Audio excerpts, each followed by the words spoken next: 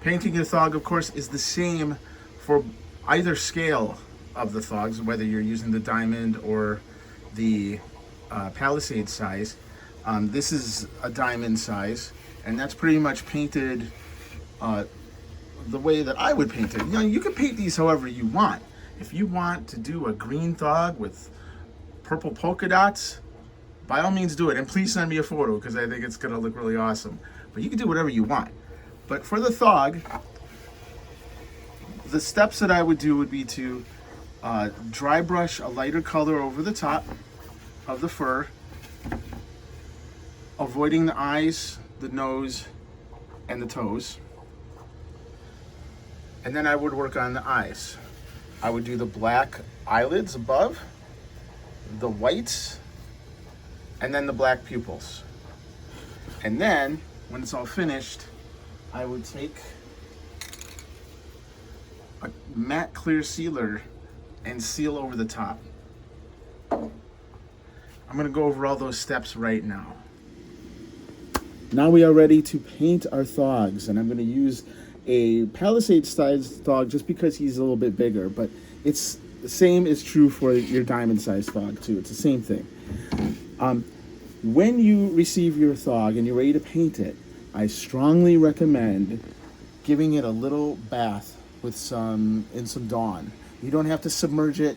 Just put a little Dawn on a separate rag and just give it a wash down, because as I have handled it with my fingers, as it's gone through the printing process, as it's being mailed, as you've touched it, oils have come off of your hands, and oils and things are on the surface of this, and it will accept the paint better if it's clean. And that's why I'm wearing gloves right now. You don't have to wear gloves, but that's what I'm doing for this. And hey, it kind of matches too. Isn't that great? So the first thing we're going to do is paint the fur.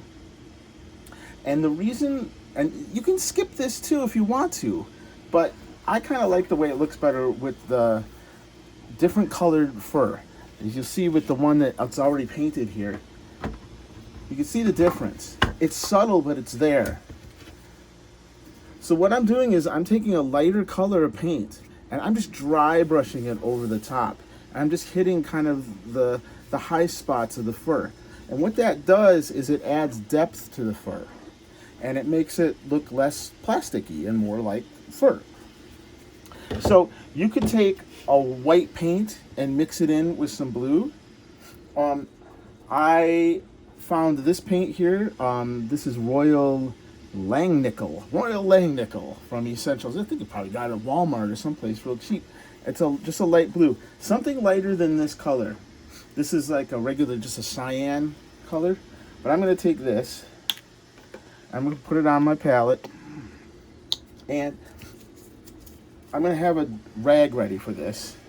I'm going to have my water ready, and you can use regular brushes if you want. I have these dry brushes, and you could look up in the video about my supplies and see what that is. But this is called Fumui.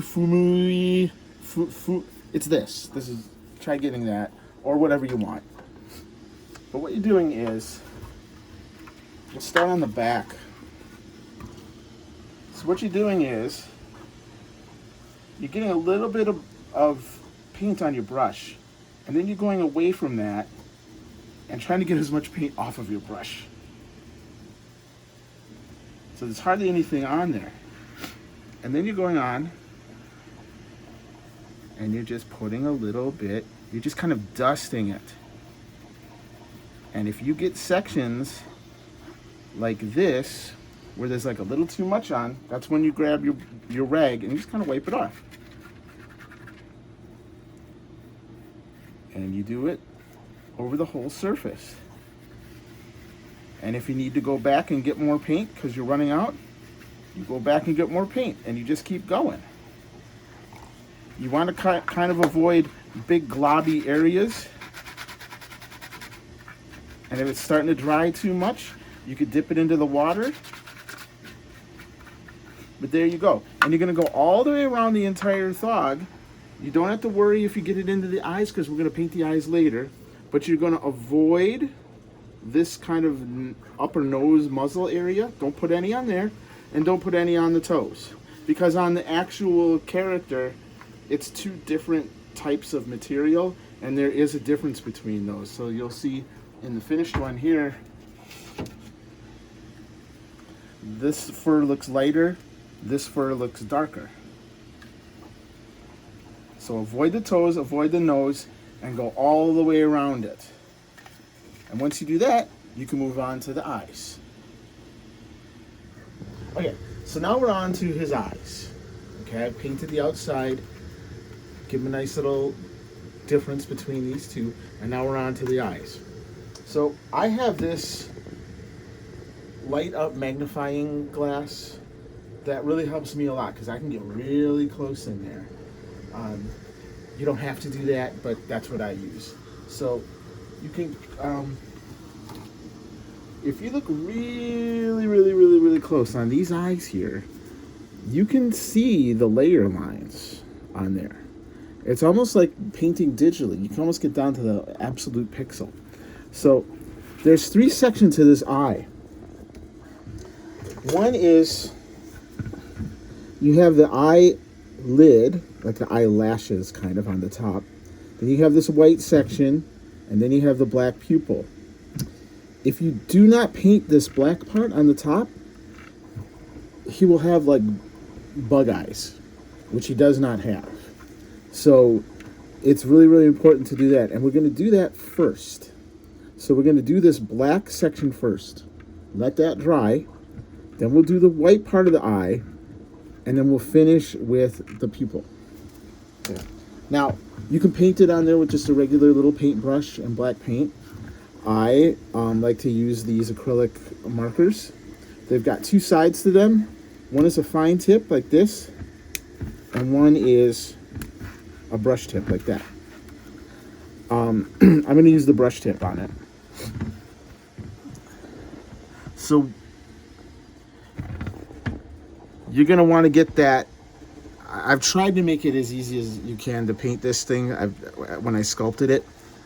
If you happen to get black on this blue, grab your rag, which should be handy, and your water, and you can clean it off real quick. If you get black into this white area, don't worry about it. You can go over the top with the black. Acrylic paint is really forgiving in that way. So I'm just going to start.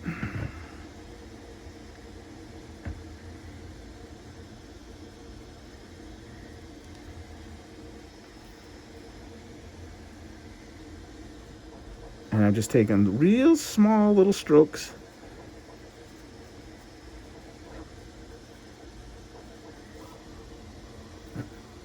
And that's it.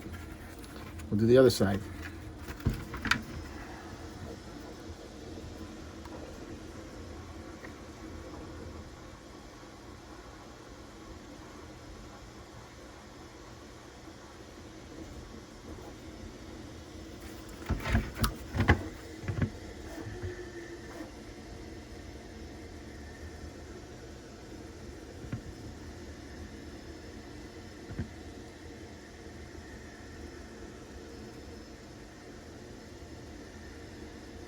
And that's it. So we're going to let that dry. And then we'll go back in with the white and go up. We'll meet up to that black. And then we'll finally finish with that pupil. Okay, now we're on the whites of the eyes. This is dried. So this part's a little trickier because we have to get way inside there, around this pupil on both sides. It's tricky, and that's why we do the pupil last, because it's likely we're going to end up getting white on that pupil part. So again, I'm starting from the middle and working my way out to where I need to go. But you can do it the other way too, where you start at the edge and work your way inside to the inside of the eye. But basically, it's okay if you hit that pupil because you're gonna paint that black anyways. Now the pupil, when I sculpted it, I actually sculpted it as kind of a cylinder. So it's not just a flat circle on there. There's actually like a raised edge that goes around it. So you can paint that part white if you want to, or you can, if you're really, really good, you can paint the edge of that cylinder where the pupil is black.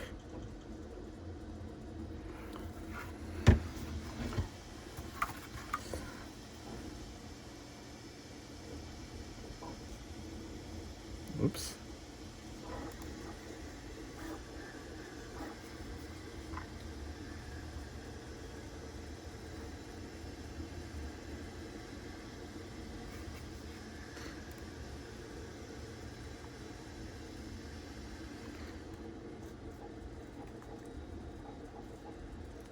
And there you go. So feel free to give that white several coats, because you're putting a lighter paint on top of a darker color. And a lot of times it doesn't cover as well that way, so it could stand to have several coats. So now we're gonna paint the pupils. And like I said, the pupils are like cylinders. So you could just paint the top part. Just brush that the top part of the cylinder. Think of it as a can. You're just doing the top part of the can, and that's it. Or if you're very deft and careful, you can do the sides of the can as well. But right there, you can stop right there, and that's pretty good. So just go in and clean up your lines, and you'll be all set with your pupils. The final thing that I would do once you have him fully painted is I would take him outside and get some matte paint, matte coat to put over the top of it. You just spray it on there. Don't get gloss, get the matte. And what that does is it softens everything. It takes that shine off of it, and it makes it look like fur. It doesn't make it look like a shiny toy. So do it in a well-ventilated area, because this stuff stinks really bad. And then you're all set. You got yourself a Thog.